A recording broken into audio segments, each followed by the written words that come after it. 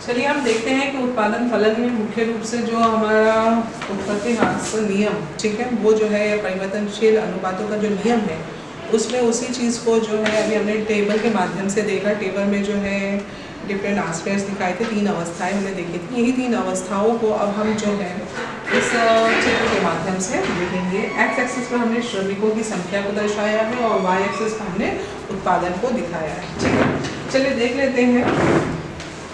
ये जो हमारा उत्पादन है इसको 20, 40, 60, 80, 100 इस प्रकार से उसे दर्शाया है। और एक्स एक्सिस पर हमने 1, 2, 3, 4, 5, 6, 7, 8, 9 जिससे हमने क्या कहते हैं अपने श्रम लिए थे, श्रमिक लिए थे, लेबर लिए थे, उनकी क्वांटिटी को हमने इसमें दर्शाया है। ये जो परफोरेटेड लाइन है, डॉटेड लाइन जो दिखाई गई है, ये डॉटेड लाइन और परफोरेटेड लाइन जो है वो मार्जिनल प्रोडक्शन को दिखा रही है, ठीक है।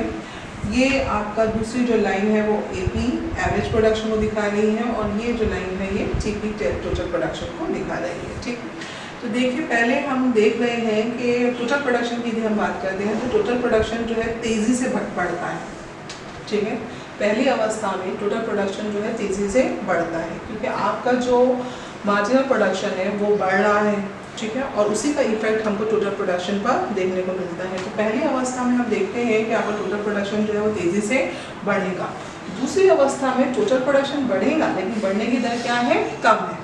तो यहाँ पर इसकी जो स्टीपनेस है टोटल प्रोडक्शन कर्व की, आप देखोगे टोटल प्रोडक्शन कर्व की स्टीपनेस थोड़ी कम हो जाएगी।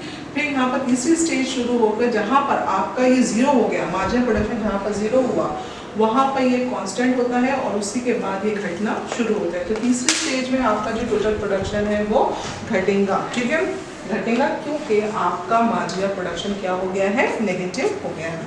तो यहाँ पर आप देखिए परफोरेटेड लाइन से अब हम मार्जिनल प्रोडक्शन को देखेंगे। पहले स्टेज में हमारा मार्जिनल प्रोडक्शन बढ़ रहा है, ठीक है, ये बढ़ा, उसके बाद ये कम हुआ। पहली स्टेज में बढ़ा, उसके बाद तो कम होना शुरू हुआ, ठीक है। दूसरी स्टेज में ये कम हो रहा है और 0 पर आया और तीसरी स्टेज में ये नेगेटिव चले गया। अब इसी का इफेक्ट आपको टोटल एवरेज प्रोडक्शन पर दिखेगा। एवरेज प्रोडक्शन जो है वो पहली स्टेज में आपका टोटल मार्जिनल प्रोडक्शन से नीचे रहेगा, कम रहेगा। उसके बाद आपका दूसरी स्टेज में ये मार्जिनल प्रोडक्शन से ज़्यादा रहेगा और तीसरी स्टेज में ये कम होना शुरू होगा। तो ऐसी 3 अवस्थाएं जो है आपकी बढ़ती हुई, पहले आपको बढ़ता हुआ उत्पादन मिलेगा, फिर उसके बाद आपका वो घटता इफेक्ट दिखेगा और उसके बाद वो क्या हो जाएगा, नेगेटिव हो जाएगा। तो ये आपका उत्पादन फलन जो है, उत्पादन फलन अल्पकाल में उत्पादन फलन है जिसे हम परिवर्तनशील अनुपातों का नियम कहते हैं, ठीक है। इस टेबल और फिगर के माध्यम से दर्शाया गया है। चलिए अब देखते हैं कि इसकी मान्यताएं क्या है। हम ये मान के चलते हैं कि जो संगठन है उत्पादन की जो विधि है और उसी प्रकार से जो टेक्निकल ज्ञान है, प्राविधिक ज्ञान है, ये सारे में इन सभी में किसी प्रकार का कोई परिवर्तन नहीं रहेगा, वो कोई किसी प्रकार का कोई परिवर्तन नहीं होगा, वो समान रहेंगे, ठीक है। क्योंकि यदि आपने उत्पादन विधि को बदल दिया या फिर उत्पादन टेक्निक को यदि आपने बदल दिया या फिर संगठन में किसी प्रकार का परिवर्तन हो गया तो आपको जो है उत्पादन बढ़ते हुए, घटते हुए और नेगेटिव दर से नहीं मिलेगा, बल्कि जहाँ पर आपने उत्पादन की प्रक्रिया को या उत्पादन की विधि या उत्पादन की जो टेक्निक है उसमें जहाँ से आपने चेंजेस किए वहाँ से वो नए तरीके से आपका उत्पादन पर इफेक्ट दिखेगा, ठीक है। तो हम ये मान कर चलते हैं कि हमारा जो संगठन है उसी प्रकार से उत्पादन की जो विधि है और प्राविधिक ज्ञान है, इसमें किसी प्रकार का कोई परिवर्तन नहीं होगा, वो समान रहेंगे। दूसरा है उत्पादन। यहाँ पर हम जो है उत्पादन की मात्रा को जो है उत्पादित वस्तुओं को, उत्पादन की मात्रा को कंसीडर कर रहे हैं, यूनिट्स को कंसीडर कर रहे हैं, ना कि उनके मूल्यों को, ठीक है। हम यहाँ पर इससे पहले भी मैंने आपको जब उत्पादन फलन का फंडामेंटल एस्पेक्ट्स बताया तो उसमें यही चीज़ बोली थी कि जो हम इसमें देखते हैं, हम इसमें यूनिट्स के फॉर्म में देखते हैं, हम उसको प्राइस और मूल्यों के रूप में उत्पाद कितना इनपुट डाला और कितना आउटपुट डाला उस चीज़ को हम नहीं देखते, ठीक है।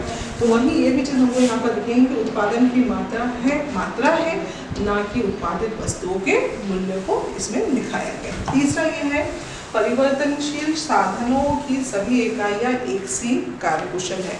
मतलब जो भी आपके यूनिट्स हैं, जो फैक्टर्स है, वेरिएबल फैक्टर्स हम यूज़ कर रहे हैं, जो परिवर्तनशील फैक्टर है, ठीक है, जिसमें हमने अभी यहाँ पर क्या बोला, श्रम कहा, ठीक है, जो लेबर है, वो सारे कैसे रहेंगे, एक समान रहेंगे, उनकी कार्यकुशलता एक समान रहेगी, उसमें किसी प्रकार का कोई चेंज नहीं रहेगा, ठीक है। परिवर्तनशील साधनों की सभी इकाइयाँ एक सी कार्यकुशल है, मतलब वो जितने भी आपके फैक्टर्स हैं, वेरिएबल फैक्टर्स हैं, वो सब कैसे हैं, होमोजेनस नेचर के हैं, एक समान है, और उनके कार्य भी एक समान होंगे, ठीक है। इसमें हम ये मानकर चलते हैं कि एक साधन परिवर्तनशील रहेगा और अन्य साधन कैसे रहेंगे, स्थिर रहेंगे। तो यहाँ पर अभी हमने इसमें सिर्फ दो ही फैक्टर्स को कंसीडर किया था। हमारी जो एग्जाम्पल थी उस एग्जाम्पल हमने केवल दो ही फैक्टर्स कंसीडर किए थे, एक था हमारा भूमि और दूसरा था श्रम, ठीक है। एक से अधिक भी फैक्टर्स होते हैं, लेकिन अगर एक से अधिक फैक्टर्स है, 3 फैक्टर्स है, तो हम यहाँ पर केवल एक ही फैक्टर की क्वांटिटी को क्या कराएंगे, वेराई कराएंगे। तो यहाँ पर हमने अगर पूंजी लेते हैं, ओके, या यहाँ पर भूमि और पूंजी को ले रहे हैं, तो भूमि और पूंजी कैसे रहेंगी, स्थिर रहेंगी। और सिर्फ हम इसको चेंज कर रहे हैं, भूमि पूंजी नहीं बोलते हुए हम यहाँ पर मशीन की एग्जाम्पल ले लेते हैं, ठीक है।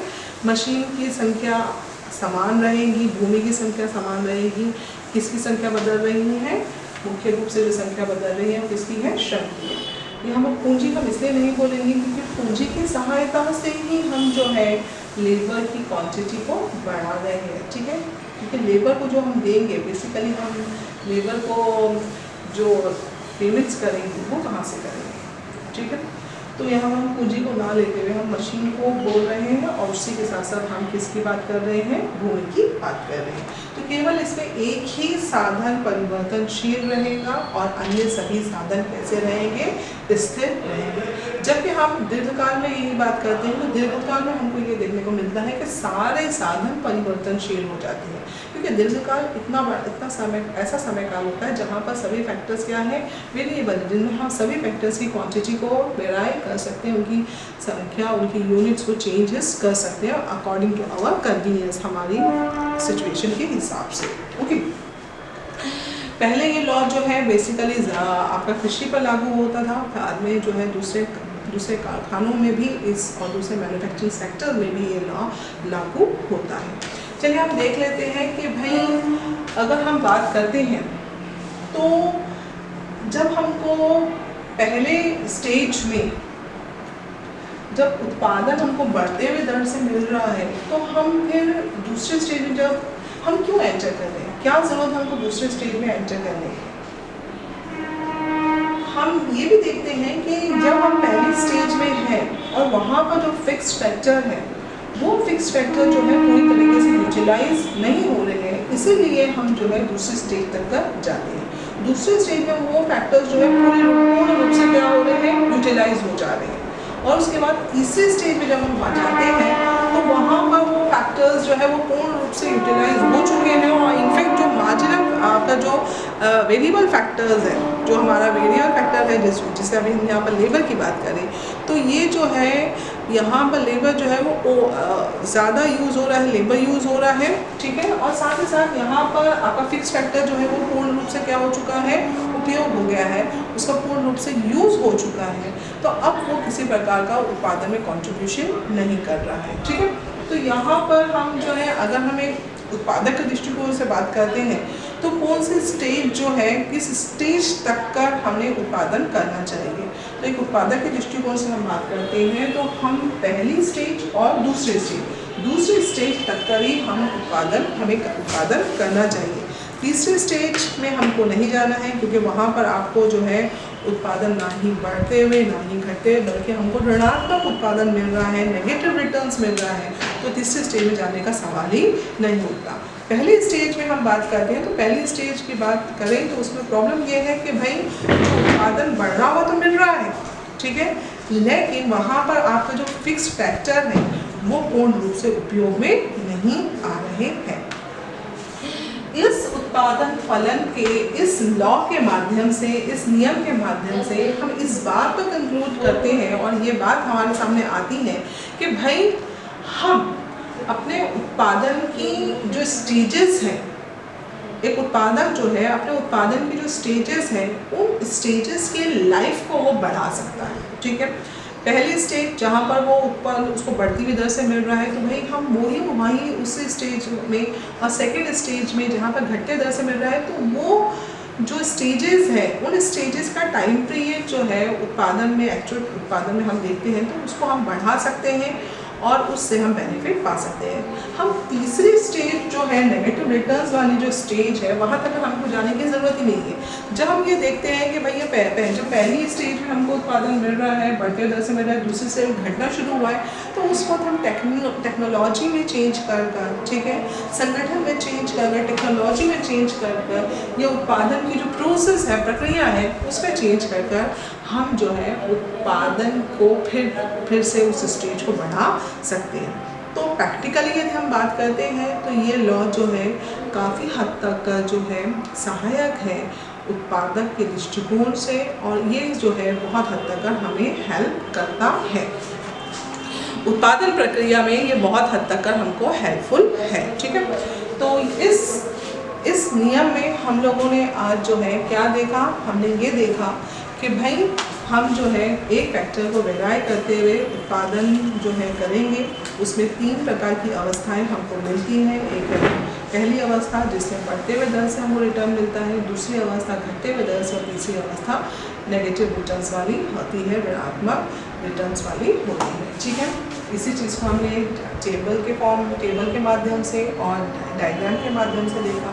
इसकी मान्यताएं जो है वो क्या है कि हम किसी प्रकार का संगठन तथा उत्पादन विधि तथा प्राविधिक ज्ञान में किसी प्रकार का कोई परिवर्तन नहीं करते। तो जो प्रैक्टिकल एप्लीकेबिलिटी की बात कर रही हूँ मैं, प्रैक्टिकल एप्लीकेबिलिटी क्या है, यही है कि यदि आपको उत्पादन घटते हुए दर से मिल रहा है तो भाई आप इसमें चेंजेस कर लीजिए। ठीक है, और इसमें चेंजेस करने के बाद आपको वही चीज़ को आप इम्प्रूव कर सकते हैं, अपने उत्पादन को इम्प्रूव कर सकते हैं। हम ये मान कर चलते हैं केवल मात्रा को कंसीडर कर रहे हैं, मूल्यों को कंसीडर नहीं करते। परिवर्तनशील साधनों की सभी इकाइयाँ कैसी हैं, होमोजेनस हैं। ओके, इकाइयाँ एक से कार्य कुशल है और उसी प्रकार से एक साधन परिवर्तनशील है, बाकी अन्य सारे साधन स्थिर है। ठीक है, प्रैक्टिकल लाइफ में देखा जाए तो ये लॉ काफ़ी इम्पॉर्टेंट है, कृषि के क्षेत्र में भी लागू होता है, साथ ही साथ जो उत्पादन के दूसरे क्षेत्र में मैन्युफैक्चरिंग सेक्टर्स में है वहाँ पर भी इस लॉ का, इस नियम का काफ़ी उपयोग होता है। ठीक है, आज के लिए इतना ही, धन्यवाद।